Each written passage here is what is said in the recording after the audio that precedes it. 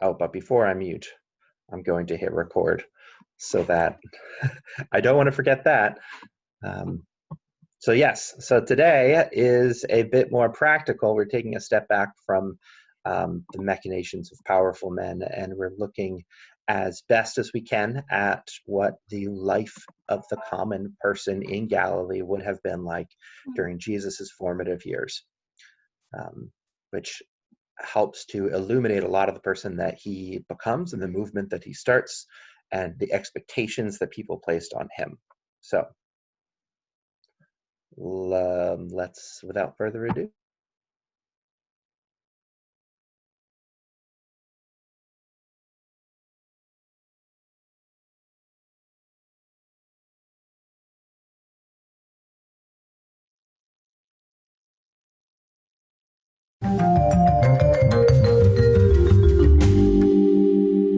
Hey, welcome.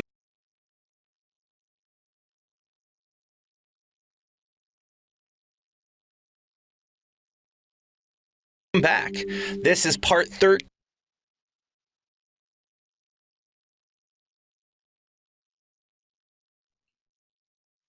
Can you all hear?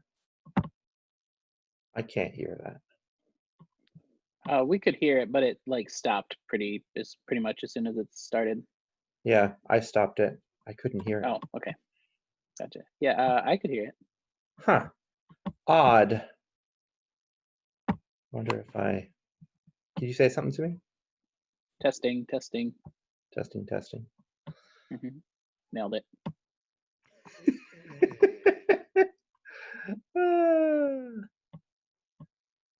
Okay. It's a good pause face you got there, It's though. a really, really great pause face.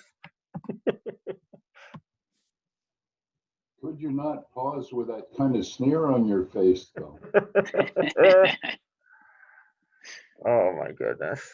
The screen kind of looks a little wonky for me now. It's got like this big gray rectangle on it. I don't know if you see that. Yeah. Okay. Yeah, I'm going to change this. Take off my headphones. Of the Space Between YouTube series, in which we are exploring the space between the Hebrew. You can hear that? Yep. Okay. All right. Now everyone mute yourself again. I'm going without headphones. My son's kindergarten class is on the other side of the wall, so hopefully they can't hear me.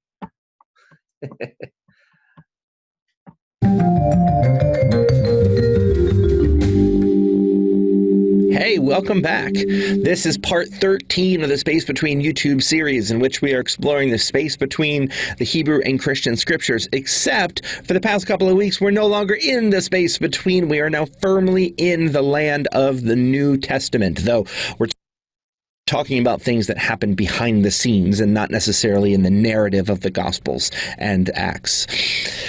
So last week we talked a bit about Herod and his successors, his somewhat incompetent sons who caused a whole lot of problems. But this week I want to take a step back. And we're going to kind of be in the same general time frame, but instead of talking about the lives of the rich and powerful, I want to take a step back and look at what we can say about the common people, about what life was like in Galilee for Jesus as a child and as a young adult. Because we're talking a lot these days about Mary and Joseph because we're in Advent. And so I think it's probably worthwhile to think about what life was like in Galilee.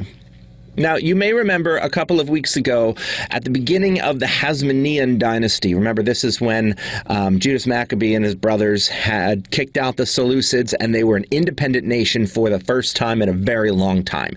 And one of the things that they did was they paid Judeans to go up to Galilee and to settle up there and to create small Jewish towns.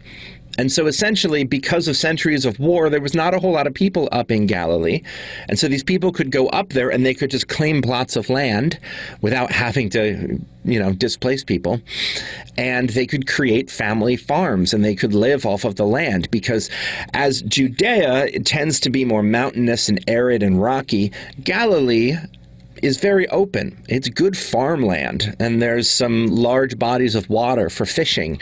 So it's a fairly nice place to just live a slow, rural lifestyle. So for like 150 years after that, these family farms dotted the landscapes, and there are these small towns like Nazareth, where Jesus was raised, that may have had maybe 400 people on a good day.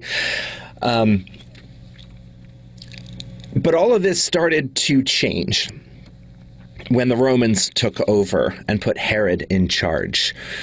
Because when Herod took over, Herod, as king, owned all of the land in Judea and Galilee, and so was as free as anyone to just give land away as he saw fit. And so he did, as most rulers would do, as payment for favors, or as, gifts for friends and allies.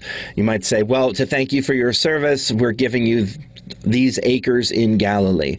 And so those space between the family farms started to fill up with larger farms that were owned by rich people who didn't have to pay quite as much taxes because they knew Herod.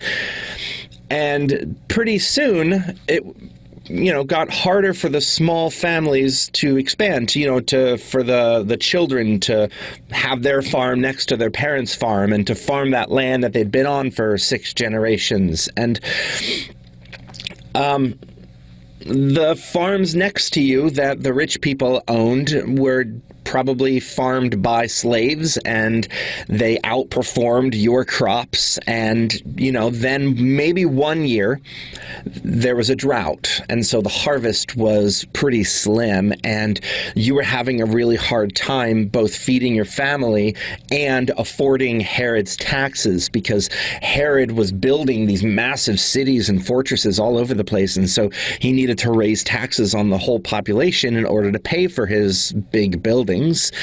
And so you were having a hard time paying taxes that year. But no worries, your rich neighbor comes along and says, hey, I will give you a loan so that you can pay your taxes this year, and you can put up next year's harvest as collateral. But then next year rolls around, and Herod has increased taxes because he has to have yet another mountaintop fortress for some strange reason. And the harvest is not quite what you would imagine, and the interest is coming due from your neighbor's loan. And so your neighbor brings you an offer you just can't refuse. The offer is to buy out your family farm, to annex it to their mega farm. But don't worry, your neighbor's going to let you live there and let you still work the land that your family has worked for 6 or 7 generations. You just won't have to worry about taxes. And it seems like a pretty sweet gig, for maybe a year or two before you realize that your family is barely surviving. They're starving while they're working day and night for someone else's benefit, for a neighbor that doesn't actually care about you and doesn't actually live in Galilee anymore, has moved into one of Herod's big cities. And so within a generation or two, there really weren't any more family farms in Galilee, and all of the land was owned by a handful of wealthy landowners who then rented out all of the farms to sharecroppers who were living at or just above the poverty rate. One estimate that I read said that all of the land, all of the farms were owned by maybe 1% of the population. The richest 1% owned all of the land, and somewhere close to 90% of the people of Galilee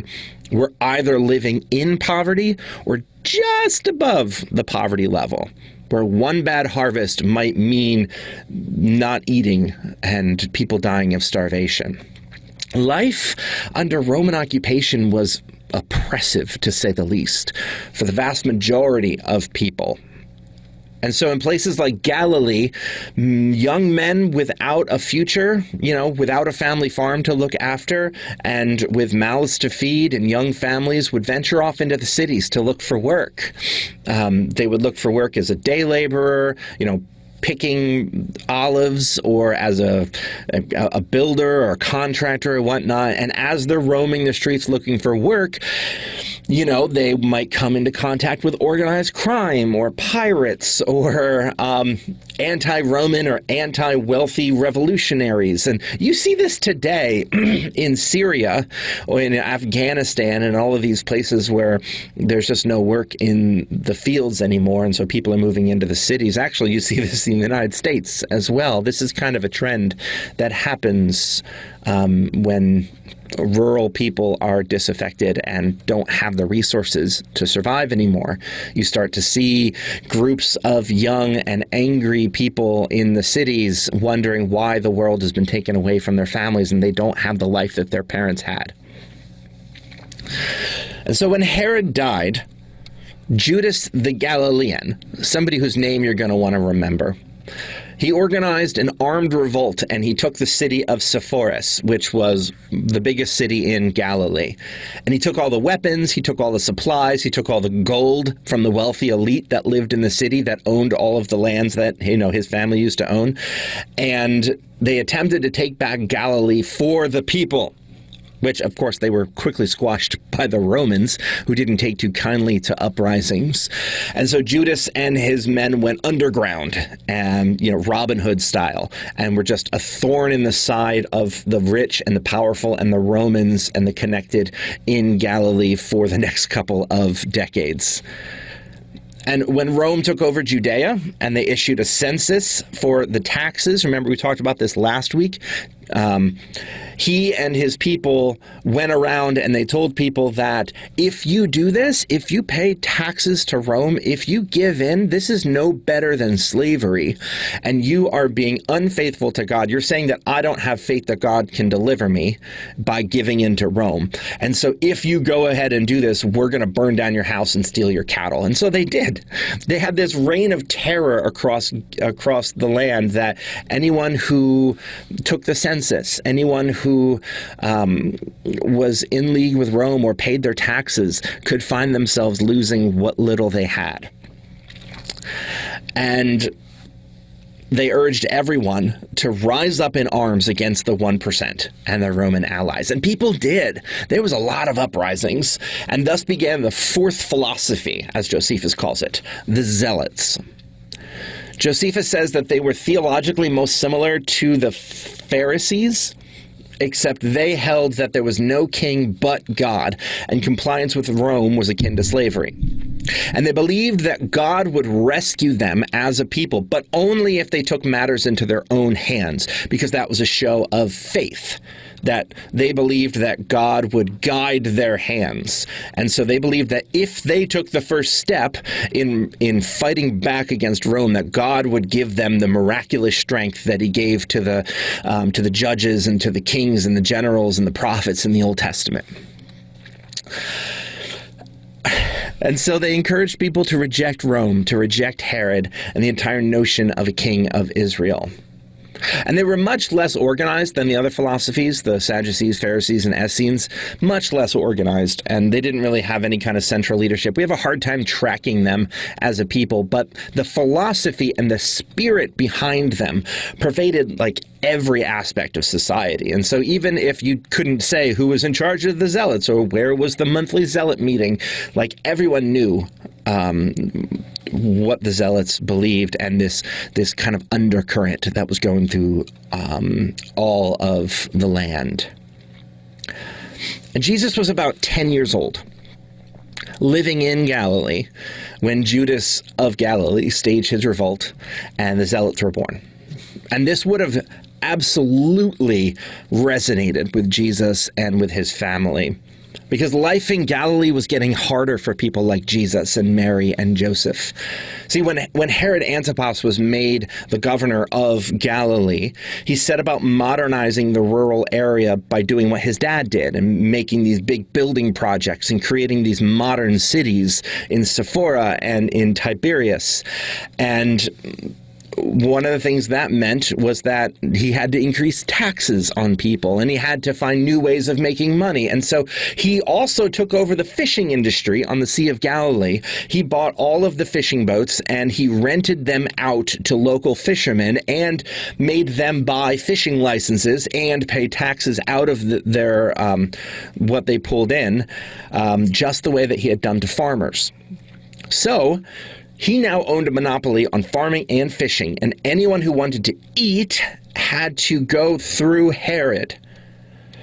And so you have these many landless men who no longer have their family farms or their family fishing business, and they're out in the cities searching for work in anything that they can find as day laborers or construction workers, since that's where Herod was pouring all the money.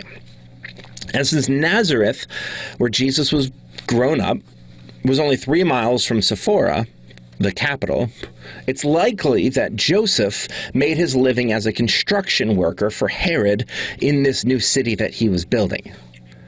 And now we've generally understood that Jesus and Joseph were carpenters, as in the modern sense of woodworkers. But the word here for carpenter, tekton, generally just means builder or contractor or construction worker. In fact, there are not a whole lot of trees in Galilee. It's mostly farmlands. There's a quarry not too far from Nazareth.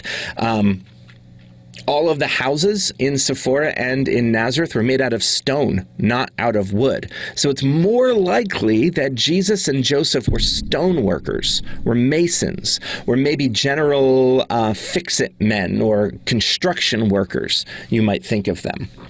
Which brings new meaning to the New Testament, calling Jesus the stone the builders rejected, right? If Jesus was a stone mason. Also, I don't know, kind of makes me feel some kind of way thinking about Jesus, earning barely a living wage doing construction work for Herod Antipas and growing up seeing this man's opulence and giving up his body and his hands to just barely scrape by so that he could create this dream palace for this man. It's no wonder that he later called him a fox, and he said that he has no real power. So over the lifetime of Jesus, there are at least a dozen stories of messianic figures who gathered a following of the poor and the disaffected people, generally from Galilee, and promised that God was going to deliver them through supernatural means. And they were, to the one, squashed by the Romans violently. The Romans didn't really play around. And so in this way, the Jesus movement was not particularly noteworthy. I mean, he was just another poor Galilean man traveling from town to town, telling the rich to stop exploiting the poor and finding ways to feed the hungry and the poor. I mean, it's no wonder that Jesus was so free to travel and his people with him, because they didn't have a family farm to look after. It had been taken by the rich, by the government, by the Herods, by the Romans. And Jesus taught allegiance to God, not to Caesar. He was pretty clear about that. And he continually refused to grovel before Herod. Actually, at his trial, when he was brought before Herod, the Herod that he probably was a contract worker for in his youth, and Herod questioned him, he refused to answer him. He just stared him down in defiance. Yeah. And so Jesus was not particularly noteworthy to the people to his contemporaries. And then when he went into the temple and he destroyed the marketplace, he became a threat to the 1% in Judea, and they had him executed. And this would have barely registered on the radar of most people in Israel at that time, honestly. It's like, well, Rome killed another Messiah, so it goes. I guess we'll have to wait another 4 days until the next one shows up, right? But something about Jesus' ministry was different, since we're still talking about it today. So what was different about Jesus? What was it? Something he said, something he did, something he was? Why was he not just another zealot revolutionary? Another Robin Hood type figure of wealth redistribution? Why did his movement continue after his death when all the rest of them were lost to history? Well, to answer that question, we're going to have to follow the Zealots into their final battle with Rome, into an impossible, all-out war with a global superpower. A final battle at the end of the world, the last stand of God's beleaguered chosen people. A war that will literally shape the course of human history more than any other war in history. And I don't think I'm overstating that. A war that will in many ways create Christianity and modern Judaism as we know them today. A war which we will discuss next week in our dramatic conclusion to the Space Between series. I'll see you then.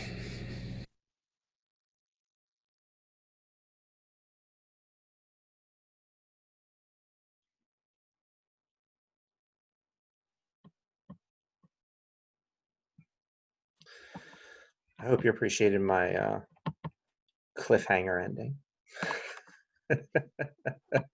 Felt like an episode of Lost.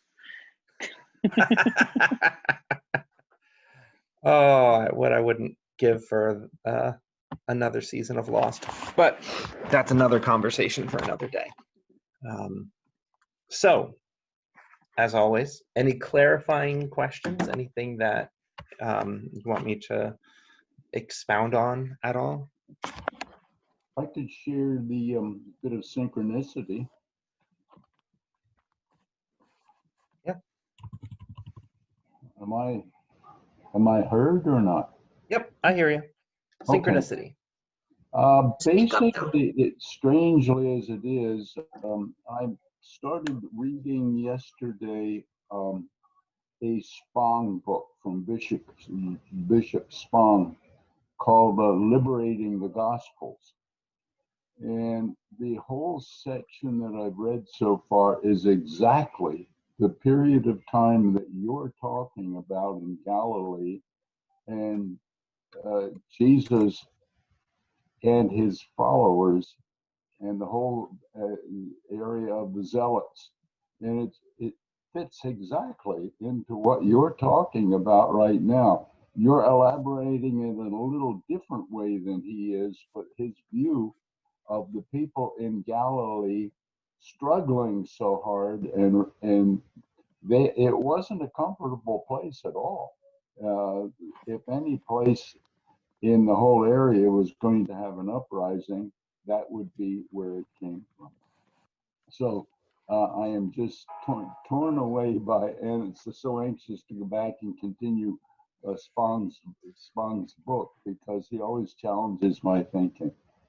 Yeah, and when we look at it from the bigger historical picture, it wasn't always like that.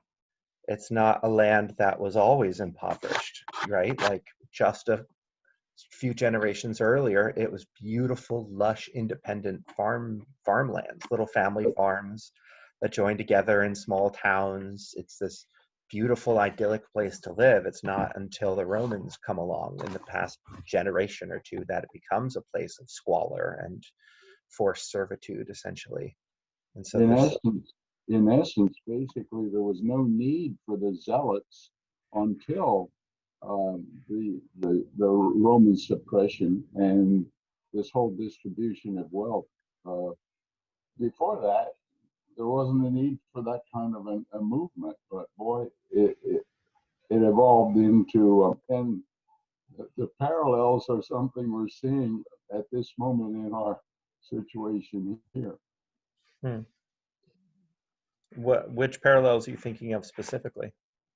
Distribution of wealth and the management and control of the social structure by a very limited number of people, and the question of how do we deal with it, so it's putting everything into question right now, at least in my view.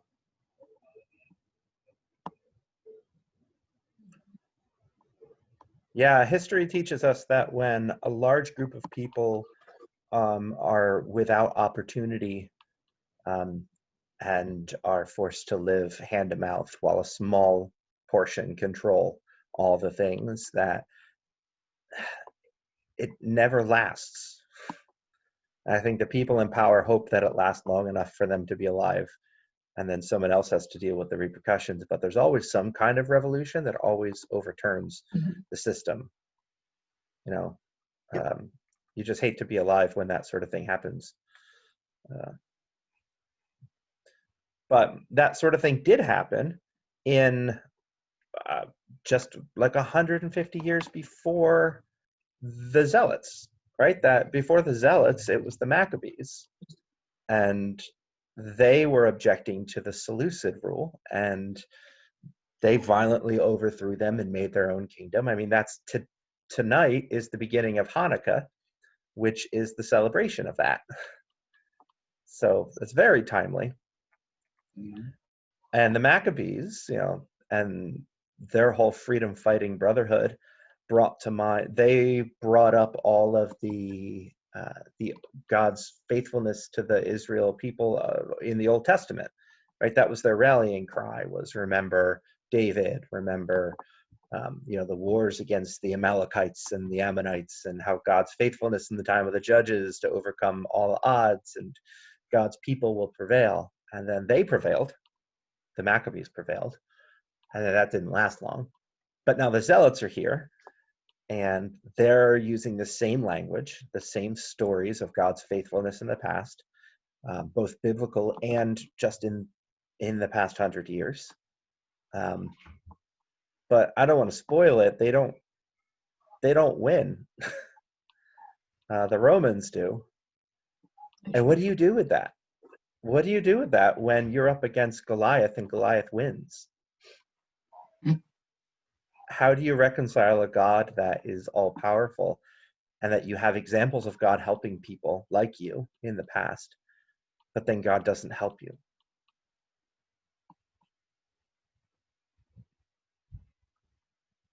That's an open question. A big one. I'm only good on questions, not on answers. Right. Yeah, we're all here to listen. You can't. It's the same sort of feeling you get when you hear about all the stories of God healing people, and then you pray for healing and it doesn't happen. Mhm. But maybe we're supposed to learn something by not having it happen to us. Does it make us search more to find something that can, like all the problems that are out there in the world right now, it has to do with each one of us trying to come to a better understanding of why people are hurting. And the powers that be always want to have control of us. But we need to find a way to help each other and not let them have their say over us, I guess. If God always took care of taking the bad people away from us, we wouldn't learn to get along, I don't think. There'd still be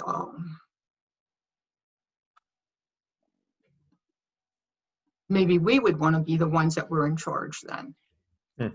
Without I don't know how to explain this. I'm getting myself lost. That we become, when we take over, if we beat the Romans and then we're in charge and then we become the Romans. Right. We don't learn anything. Right? Like the Americans who fought for freedom from tyranny while building their country with slaves. They became the thing that they fought against. Right. It keeps repeating itself. Unless you break that cycle. Yeah. And the only way to break that cycle is to each person individually try to get along with the other person. and not take over and force that person to do what you want them to do or what you think they should do. There has to be a happy medium somewhere. That kind of peace requires both sides to give in. To listen and to understand where each person is coming from. Yeah, because if the person who's being oppressed, if, you know, the people of Galilee say, well, now we just want to get along with the Herodians, and we want to be understood, and we want to be equal. And the Herodians say, no, we don't want that at all. That sounds awful. We want to keep doing what we're doing. Then it doesn't do anything for the oppressed people. That it has to come from the powerful have to be brought low, and the weak have to be brought high to meet on that even plane, as Isaiah says. But people in power very rarely ever voluntarily give up their power. But the people in power forget that the little people are what are supporting them. We each support each other. Mm-hmm. The people in power, if it weren't for the little guys out there doing their job, wouldn't be in power. They wouldn't be able to have their food, their clothing, their cars, or anything, because the little people wouldn't be producing that. Does it change anything about the way that you see Jesus's ministry to know that he was a little person? That the way that he talked about the poor, to know that he was among the poor, that he was poor and he grew up poor? Did that make it easier for him to see how to get along better? Well, like I've always imagined Jesus as a middle class person.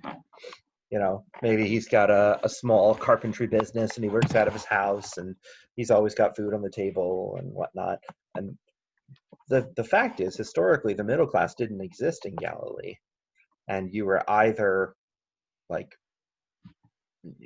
one step away from starvation or you were filthy rich. Like there was not a whole lot in between. There's maybe 10% of Galilee that was secure.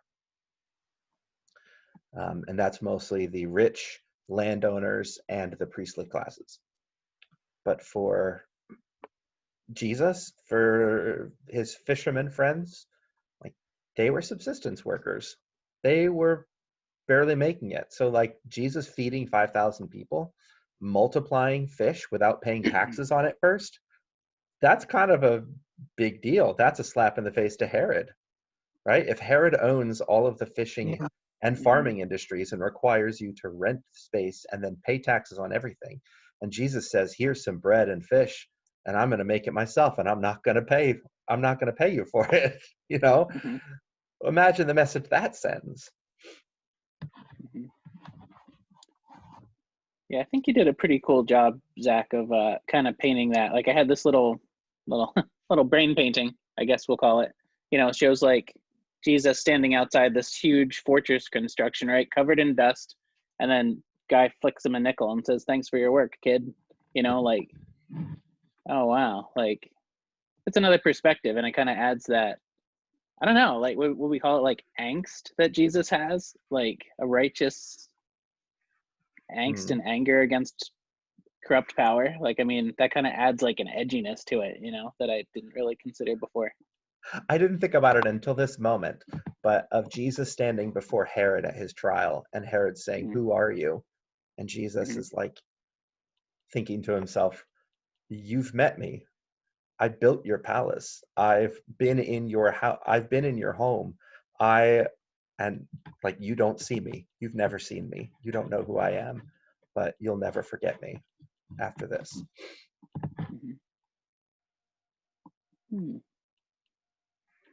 Yeah, it's funny though, because I'm like, oh, it sounds kind of smug, but I'm like, like, I don't know. I struggle with like angst and anger. Like I've always been taught like those are bad, push down anger, push down angst, you know, and it's like, you know, when used the right way, like it just gives you another way to evaluate when these emotions are good or when it helps move you along in your journey. You know, it's I like deep stuff. when Pontius Pilate says, why are you giving me that tone? Don't you know that I have the power of life or death over you? And Jesus says, you wouldn't have any power unless it were given to you from above. So don't give me that. Mhm. Not, you wouldn't have any power if it weren't given to you from Caesar. Like, I know where all authority comes from. Where And the real authority comes from. right, if God wants me to live, I'm going to live. You don't really have that power over me. That's not really the way that you would think a respectable citizen would talk to their leader. But here we go. But if they've been oppressed so long and see other people being taken advantage of, Mhm. sometimes that's what's called righteous indignation. Yeah. So I didn't get to mention it in the video because I didn't want to bog it down with too many names and details. But the writers they don't really make a clear distinction between robbers and revolutionaries. They kind of use those words interchangeably. So when Herod the Great was just a governor before he was the king, he famously put down all of these robbers and criminals in Galilee violently. It took him like 2 months, what nobody could do before. And those people were led by a man named Hezekiah, who was Judas of Galilee's father. So Judas, the man who founded the Zealots, his father had already been fighting Herod when he was a kid. And so Judas picks up the mantle, and now he's fighting against Herod Antipas, Herod the Great's son. And then Judas's children would die in the Great War against Rome.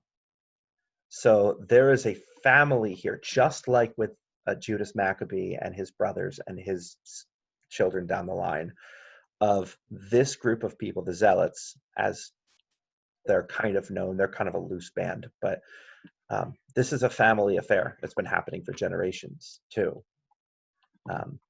which I find really fascinating.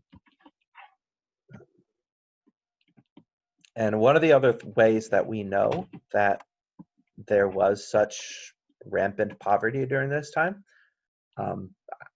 is that we have archaeological remains of homes and of synagogues and things like that, but no silos. So there's no evidence that the farmers were able to store things. As you would expect from a successful farm, they'd build a silo to keep their grain for the winter and for the next year and all of that. That's a sign of a prosperous farm. We have nothing. Okay. And we have found currency in the ground, but no foreign currency, which tells us that there was no trade. And so they were in a really good spot for trade. So you would imagine that if they had great farmland, they were a great spot for trade, that there'd be a lot of people coming in and out and doing all their purchasing, which is kind of the narrative that we used to have of Galilee. But archaeology has not bore that out. And instead what we found is that there's a lot of those sorts of things in Sepphoris and in Tiberias, which were Herod's cities, but not in the countryside. And so a place like Nazareth, where Jesus was from, had 400 or 500 people in it on a good day, and not a whole lot of communication with the outside world.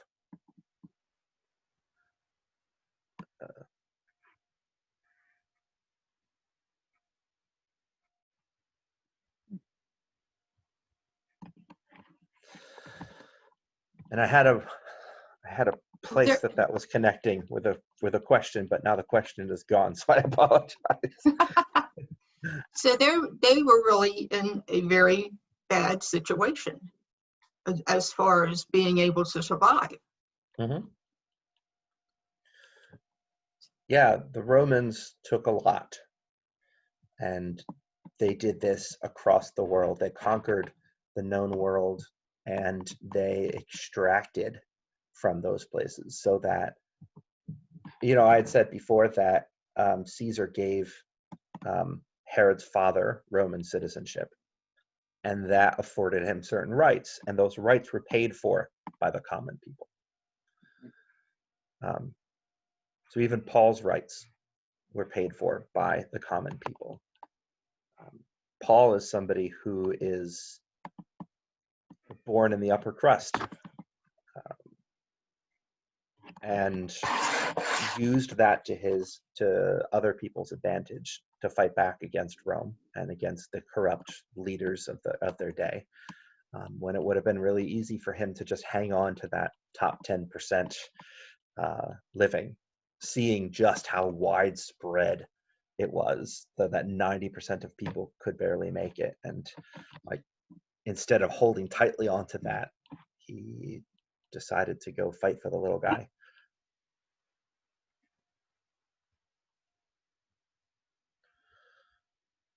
So you can understand then why Jesus felt compelled maybe to try and change things and make people more aware of how to take care of each other and not take advantage of each other.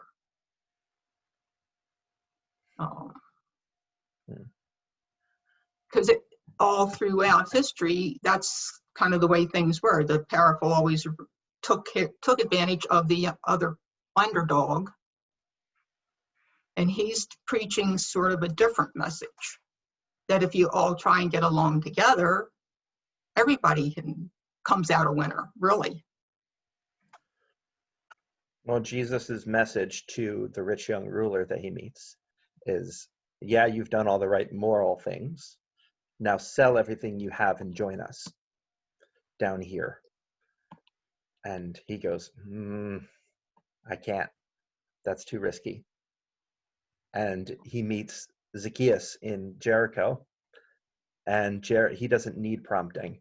He says, I know, essentially by his actions of saying, I will give everything back 4 times, and I will give all my money away to the poor. It's him saying, I too have felt this current. I know that the life that I've been living is at other people's expense, and I can't live with myself anymore unless I have to do something. And he joins Jesus's poor people's campaign. I think a lot of people imagined Jesus was going to be more like the Zealots and lead a violent uprising. I should mention, this is what I was going to mention, that there are like a dozen other recorded people like Judas of Galilee who gathered people together and fought back, and even in some cases took land before getting squashed by the Romans. Pontius Pilate, who was the governor of Judea, he's the guy who washes his hands of Jesus and has him crucified. He personally put down a couple of them. There was one man who said he was the Messiah and he was going to lead people. He led them to the Jordan, and he was going to part the waters of the Jordan to show them that he was the Messiah. But Pilate's men met them at the Jordan and just killed them all. There was another one who brought them up to the sacred mountain in Samaria. I can't think of it off the top of my head. And said, I'm going to unveil all of Moses's instruments. So basically all the Ark of the Covenant and all the things that got stolen. And when they climbed to the Mount Gerizim, they were squashed. We read in our text for Sunday is from the book of Acts, where the Peter and them are before a group of the high council, and one of the men on the high council says, look, you remember Judas? Do you remember Theudius? These men did this exact thing, and then they died, and their movement scattered. Were they violent movements, though? Some of them. They were violent. Some of them. I mean, this guy who led people to the sea to then part it, they weren't killing anyone, but Pilate was afraid of anyone who threatened his power. And actually, Pilate got fired for being too violent. And yeah, shortly after Jesus died.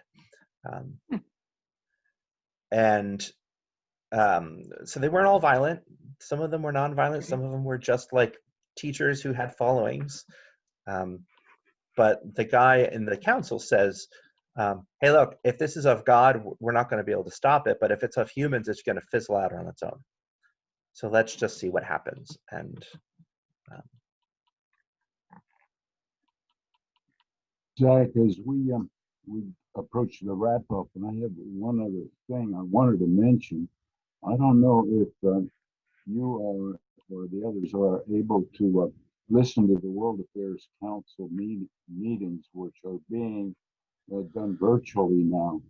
But yesterday they had an amazing presentation, and it was on global warming. They were rejecting the concept of climate change, which was an accepted cool down the effect, but they were talking about global warming, and it was so good. It was, and the discussions were so good. I found that we can share it, and I'll send you a link if you want to look at it or share that, so that you can see what it was. A little over an hour's presentation, and the facts that were presented were amazing and right down your alley. I think you'd enjoy it a lot. okay. This was a great session today. I enjoyed this a lot.